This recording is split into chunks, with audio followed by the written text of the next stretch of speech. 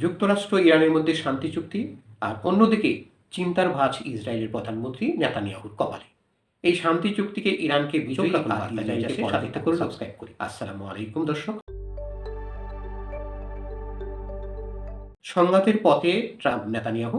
যুক্তরাষ্ট্র ইরানের মধ্যে যুদ্ধবিরতির লক্ষ্যে একটি অন্তর্বর্তী চুক্তি হওয়ার পর নতুন করে টানপোড়েন দেখা দিয়েছে মার্কিন প্রেসিডেন্ট ডোনাল্ড ট্রাম্প এবং ইসরায়েলের প্রধানমন্ত্রী বেনিয়ামিন নেতানিয়াহুর সম্পর্কে। চুক্তিটি ইসরায়েলের দীর্ঘদিনের নিরাপত্তা ও সামরিক লক্ষ্য পূরণে ব্যর্থ হয়েছে বলে মনে করছেন দেশটির কর্মকর্তারা। রয়টার্সের প্রতিবেদনে বলা হয়েছে, ইরানের ধর্মীয় শাসন ব্যবস্থাকে দুর্বল করা এবং মধ্যপ্রাচ্যে যুক্তরাষ্ট্র ইসরায়েল জোটের প্রভাব আরও শক্তিশালী করা আশা নিয়ে ট্রাম্পের সাথে যৌথ অবস্থানে ছিলেন নেতানিয়াহু। তবে যুক্তরাষ্ট্রের এখন সংঘাত থেকে বেরিয়ে আসার পথ খুঁজছে, আর এই দুই নেতার কৌশলগত লক্ষ্যগুলির মধ্যে স্পষ্টত পার্থক্য দেখা দিয়েছে। ইসরায়েলের এক জ্যেষ্ঠ কর্মকর্তা নাম প্রকাশ না করার শর্তে বলেন, এই চুক্তি ইসরায়েলের জন্য ভয়াবহ।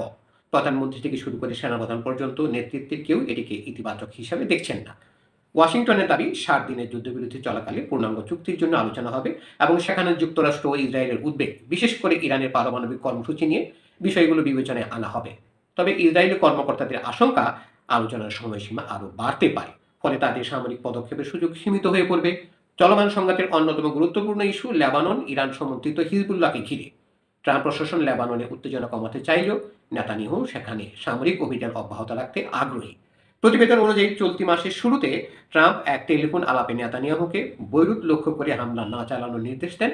সেদিন অবশ্য হামলা স্থগিত করা হলেও এক সপ্তাহ পর আবার বৈরুতের দক্ষিণাঞ্চলে হামলা চালানো ইসরায়েল। এর জবাবে ইরান ক্ষেপণাস্ত্র হামলা চালায় এবং ট্রাম্প উভয় পক্ষকে সমালোচনা করেন। যুক্তরাষ্ট্র ও ইরানের মধ্যে সমঝোতা স্মারকটি আগামী শুক্রবার সুইজারল্যান্ডে স্বাক্ষরিত হওয়ার কথা রয়েছে। মধ্যস্থতাকারী পাকিস্তানের তথ্য অনুযায়ী এতে লেবানন সহ ফ্রন্টে স্থায়ীভাবে সামরিক অভিযান বন্ধের আহ্বান জানানো হয়েছে। চুক্তির আওতায় গুরুত্বপূর্ণ হরমুজ প্রণালী পুনরায় উন্মুক্ত হবে, তবে ইরানের পারমাণবিক কর্মসূচির ভবিষ্যৎ 60 দিনের আলোচনার উপর নির্ভর করবে। অন্যদিকে ইরানের ক্ষেপণাস্ত্র কর্মসূচি ও আঞ্চলিক সশস্ত্র গোষ্ঠীগুলির প্রতি সমর্থন, যে দুটি বিষয়ে যুদ্ধের শুরুতে ট্রাম্প ও নেতানিয়াহু উভয়ই বড় কারণ হিসেবে উল্লেখ করেছিলেন, সেগুলো বর্তমান আলোচনায় নেই বলে ধারণা করা হচ্ছে। আগামীতে অনুষ্ঠিতব্য নির্বাচনে পরাজয়ের আশঙ্কার মুখে থাকা নেতানিয়াহুর জন্য এই চুক্তি নতুন রাজনৈতিক চ্যালেঞ্জ তৈরি করেছে। রাজনৈতিক বিশ্লেষকদের মতে, ট্রাম্পের সঙ্গে ঘনিষ্ঠ সম্পর্ককে দীর্ঘদিন নিজের বড় রাজনৈতিক শক্তি হিসেবে তুলে ধরলেও বর্তমান পরিস্থিতি সেই অবস্থানকে দুর্বল করে দিয়েছে। তেল আবাবির কাছে বার ইলান বিশ্ববিদ্যালয়ের রাজনৈতিক বিজ্ঞানী জোনাথন রাইয়ান্ড হোল বলেন, নেতানিয়াহু এই চুক্তিকে ইসরায়েলি জনগণের কাছে গ্রহণযোগ্য করে তুলতে পারবেন না। তার জন্য সবচেয়ে ভালো পরিস্থিতি হবে 60 দিনের মধ্যে আলোচনা ব্যর্থ হওয়া এবং ইসরায়েলের অনুকূলে আবার যুদ্ধ শুরু হওয়া।